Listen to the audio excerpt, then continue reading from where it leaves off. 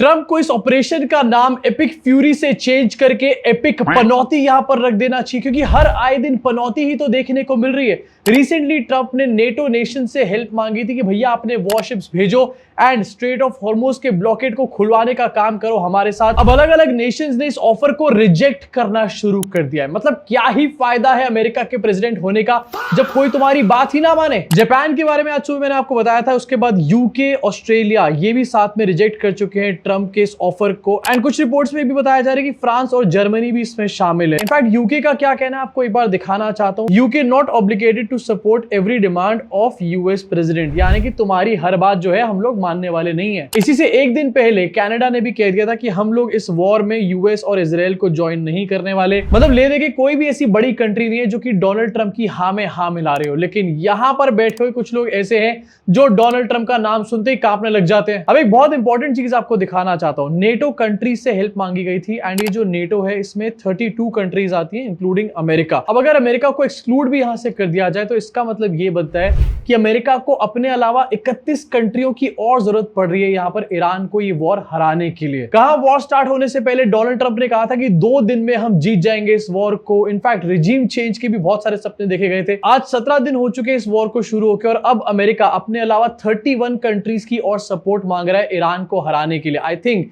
ये ईरान के लिए अभी तक की सबसे बड़ी अचीवमेंट होनी चाहिए। इसी के साथ डोनाल्ड ट्रंप इस टाइम पर इतने हताश और निराश पड़ चुके हैं कि अब डोनाल्ड ट्रंप ये कह रहे हैं कि ईरान जो है वो एआई से लोगों को मैनिपुलेट कर रहा है। अभी 20 दिन पहले इंडिया में एआई समिट हुआ एंड ये तो आपको अच्छे तरीके से याद होगा। उस एआई समिट में ये कहा गया अमेरिका की तरफ से कि अमेरिकन एआई स्टैक यूज करो और ये दिखाया जाता है कि एआई में अमेरिका सबसे आगे है। बट आज डोनाल्ड ट्रंप अमेरिका का राष्ट्रपति ये कह रहा है कि वॉर में ईरान जो है एआई से मैनिपुलेशन कर रहा है। अगर वो वॉर में एआई का यूज कर रहा है, मैनिपुलेशन कर रहा है, तो तुम लोग एआई का यूज क्यों नहीं कर लेते? सारा एआई क्या एप्स्टीन फाइल को डिलीट करने में लगा दिया? इनफैक्ट डोनाल्ड ट्रंप ने अपने पोस्ट में ये बताया कि it's all false information to show how tough their already defeated military is. The 5 US refuelling planes that were supposedly struck down and badly damaged according to the Wall Street Journal, false reporting and others are all in service. मतलब वो refuelling planes जिनको गिरते हुए सबने आंखों से देखा है, जिनके कल पुर्जों को उड़ते हुए देखा है, डोनाल्ड ट्रंप ये कह रहे हैं कि वो एआई फोटोज थी। ट्रंप अंकल एआई क्या होता है अभी आपको दिखाऊंगा आगे चल के। बट इसी साथ डोनाल्ड ट्रंप ये भी कह रहे हैं कि यूएसएस अब्राहम लिंकन की जो वीडियोस आई हैं एंड आपको सुबह मैंने दिखाई भी थी, बकायदा आरटी ने इन वीडियोस को पोस्ट किया था, न्यूयॉर्क टाइम्स का हवाला भी दिया था, उनको भी डोनाल्ड ट्रंप एआई बता रहा है कि यूएस अब्राहम लिंकन को कोई नुकसान नहीं पहुंचा है,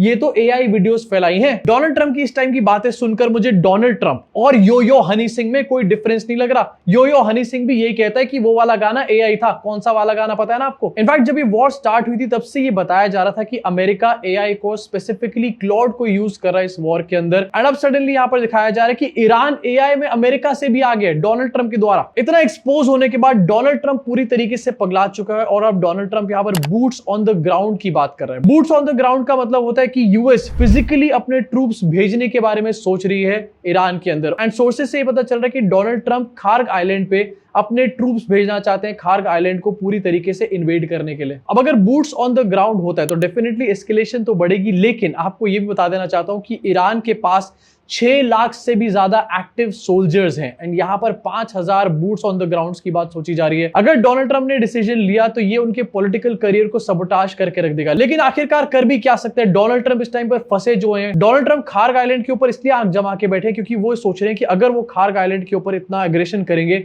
तो शायद ईरान स्ट्रेट ऑफ हॉर्मुज को खोल दे। बट क्या ईरान ने इसके बारे में पहले से नहीं सोचा होगा?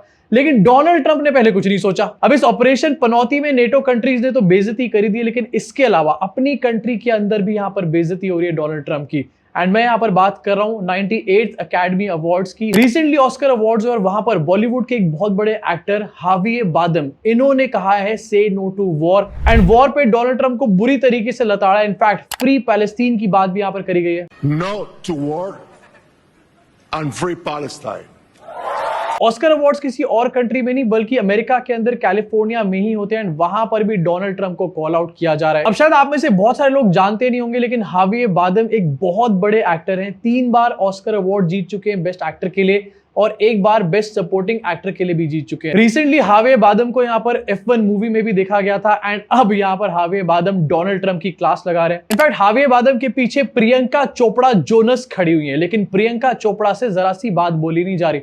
प्रियंका चोपड़ा फ्री पैलेस्टीन की बात पे थोड़ा सा मुस्कुराई, मतलब उन्होंने थोड़ा सा अग्रीमेंट शो किया। बट एक बात हमारे देश को पूछनी चाहिए कि ये बड़े बड़े स्टार्स, बड़े बड़े एक्टर्स जिनको हम ही बहुत बड़ा बनाते हैं, ये एक्चुअली में ऐसे मैटर्स के ऊपर कुछ बोलते क्यों नहीं है? ऐसा कौन सा डर खाता है इनको? अब देखो, सब लोगों को अपना बिजनेस प्यारा है, लेकिन क्या कोई हमारी सोशल मॉरल रिस्पॉन्सिबिलिटी नहीं है? इतनी बड़ी वॉर चल रही है वर्ल्ड के अंदर, एंड एक कंट्री के सुप्रीम लीडर को ब्रॉड डे लाइट में मर्डर यहां पर कर दिया जाता है, लेकिन फिर भी हमारे देश में बैठे हुए सुपरस्टार्स, खान्स और पता नहीं कौन कौन एक बार भी इस बारे में कुछ बोल के राजी नहीं है।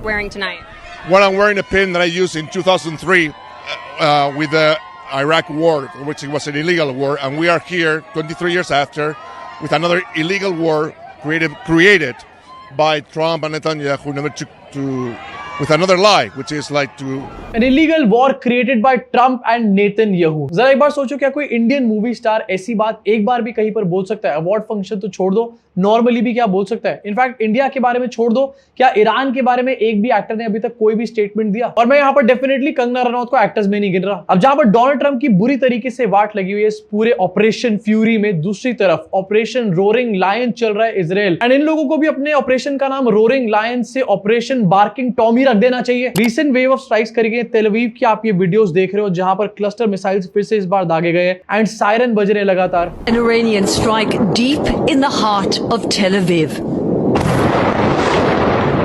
For the fifth straight day, the skies above. In fact Dubai airport पे भी ड्रोन से अटैक हुआ है एंड दुबई एयरपोर्ट के ऊपर आने को मना किया गया एमिरेट्स के द्वारा।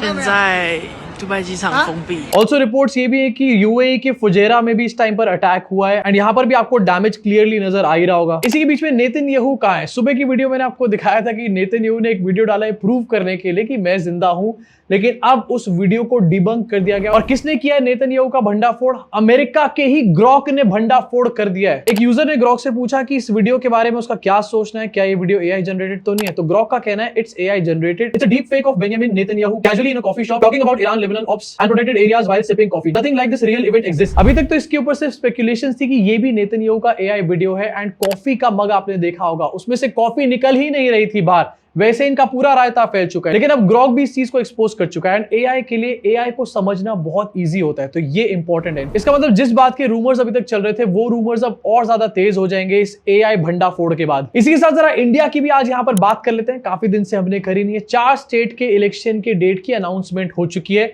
क्योंकि मोदी जी की स्पीच खत्म हो गई थी। असम, तमिलनाडु, वेस्ट बंगाल और केरलम, इन चारों स्टेट में इलेक्शन है, साथ में पुडुचेरी में भी इलेक्शन है 9 अप्रैल को। एंड आपको दिखाना चाहता हूं सरप्राइजिंगली असम में, केरला में और पुडुचेरी में 9 अप्रैल को यहां पर वोटिंग होने वाली है, यानी कि अभी से लगभग 20 दिन बाद इन 3 जगहों पर वोटिंग होने वाली है। आखिरकार इतने आनंद फानंद में अनाउंसमेंट क्यों किया गया? एंड अगर और स्टेट्स के लिए यहां पर इतना टाइम दिया गया है, जैसे कि वेस्ट बंगाल और तमिलनाडु, इन दोनों जगह के लिए पहले फेज का इलेक्शन वेस्ट बंगाल में 23 अप्रैल को है और तमिलनाडु में भी एक ही फेज में 23 अप्रैल को। इन दोनों ही जगहों पर 1 महीने से भी ज्यादा का यहां पर टाइम दिया गया। क्यों? क्योंकि बीजेपी को टाइम चाहिए ना। वैसे इलेक्शंस की डेट यहां पर अनाउंस हो चुकी है एंड एक बात से आप लोग अब एश्योर्ड रहो पूरी तरीके से कि जब तक इलेक्शन खत्म नहीं हो जाते तब तक पेट्रोल, डीजल और गैस के दाम तो नहीं बढ़ने वाले। इनफैक्ट अगर गलती से गैस की किल्लत यहां पर वापस आ गई तो इस इलेक्शन में मोदी जी का कचड़ा हो जाएगा। वैसे इलेक्शंस अनाउंस हो चुके हैं और अब इस चीज के लिए भी रेडी रहना कि अभी थोड़े दिन में बीजेपी के नेता यहां पर मुजरे की बात करेंगे, गोल्ड ले लेंगे, ऐसी ऐसी बातें आपके सामने करेंगे, लेकिन डेवलपमेंट के बारे में कोई बात नहीं करी जाएगी। अब ऐसे में एक रिस्पॉन्सिबल सिटीजन की तरह आप सवाल जरूर करना, जब भी ये कहेंगे कि गोल्ड ले लेंगे, भैंस ले लेंगे,